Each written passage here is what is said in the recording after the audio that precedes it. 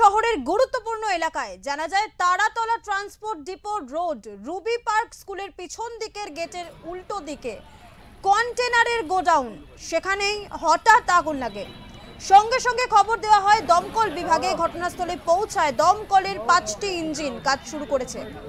জানা যায় 15টি কন্টেনারে আগুন লাগে।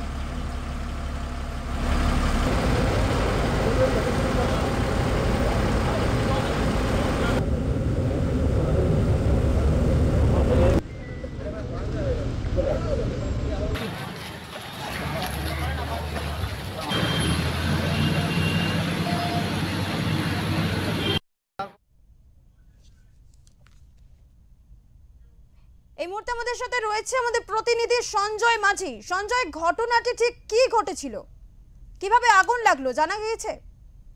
আজ সকাল 7টা নাগাদ এখানে পেছনে একটি স্থানীয় মানুষও দেখতে পায় গোডাউনের ভিতর থেকে ধোঁয়া বেরোয়। তারপর থেকে ধোঁয়াটা কালো হয় এবং তীব্র আকার নেয়। তারপর ঘটনাস্থলে উপস্থিত হয় তারাতলা থানা এবং দমকলের 5টি ইঞ্জিন আছে। এসে আগুন নিয়ন্ত্রণ করা যথেষ্ট টেকনিক্যাল দমকল। এই মুহূর্তের কি পরিস্থিতি রয়েছে? আপাতত সামনে পাবলিক স্কুল থাকার দরুন, সরকারি স্কুল থাকার দরুন ওখানে পর্যাপ্ত পরিমাণ জল ছিল। জল থাকার জন্য দমকলকে জল থেকে সমস্যা হয় না, তারপরে আগুন নিয়ন্ত্রণ করা হয়। সেটা প্রাথমিক আমরা জানতে পারি যে ওখানে যে 15টি 30টি কন্টেনার ছিল, যেগুলো বাইরে সমস্যাকে বিক্রি করা হয়, ওখানে কাটিং করা হয়। কাটিং করে ওইগুলোকে বাইরে বাজারে চলে আসে। এইভাবে ওখানে কন্টেনারের কাজে পাশাপাশি আমরা ফায়ার ব্রিগেডের আধিকারিকরা কথা বলি, যেটা জানতে পারি ওরা বলে গ্যাস কাটার দিয়ে সম্ভবত ওগুলো কাটা হচ্ছিল কন্টেনারগুলো। তারপরে কোনো রকমভাবে আগুনটা লাগে এবং সেইটিও কোনো বড় কোনো হতাহত হয় না। সেই স্থানীয় মানুষ আতঙ্ক তৈরি করে।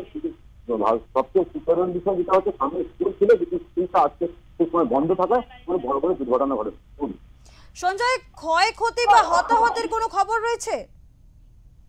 না, ক্ষয়ক্ষতি যে 15টি কন্টেনার ছিল ওখানে যে থার্মোকল এবং কাঠ ছিল, কাঠ দিয়ে বেঁচে ছিল এবং সেগুলো খুলে যায় কন্টেনারগুলো খালি থাকায়। এবার থার্মোকল থাকে থাকার জন্য আগুনটা কোনো সম্ভবত কোনো ক্ষয়ক্ষতি বা কোনো বড় কোনো অঘটন ঘটেনি। বেশ, ধন্যবাদ সঞ্জয়।